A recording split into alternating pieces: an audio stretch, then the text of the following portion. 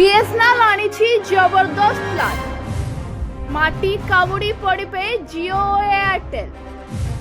BSNL plan जानिले फोपाड़ी देबे जियो और Airtel SIM.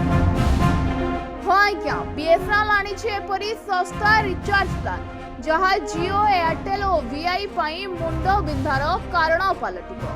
BSNL सस्ता रिचार्ज प्लान पाई लोक माने एही सिम को किनिबा पसंद करंती।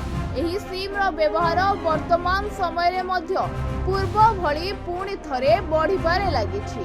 एबे 84 दिनर सस्ता रिचार्ज प्लान निज ग्राहक मानक पई आनिछि बीएसएनएल कंपनी। बीएसएनएल आनिछि 599 टंकिया रिचार्ज प्लान। अन्य टेलीकॉम कंपनी अपेक्षा एही प्लान ग्राहकों को भलो सेवा जोगाई देइथाय। अनलिमिटेड कॉलिंग सह डाटा मध्य मिलिबो। एही सेवार वैलिडिटी 84 दिन रही। देशर जेकोसी स्थान को फोन लगाई ग्राहक कथा होई परिबे। एही रिचार्ज अनलिमिटेड कॉलिंग रो मध्य सुविधा जोगाइताय। एहा सह प्रत्येक दिन ग्राहक 100 मेसेज करिबार सुविधा मध्य उपलब्ध रही। कॉलिंग सांगकु अनलिमिटेड इंटरनेट सुविधा मध्य रही। तेबे एहाठु सस्तारे अन्य कौनसी कंपनी अनलिमिटेड प्लान पुणी 84 दिन पई देउ नहांती।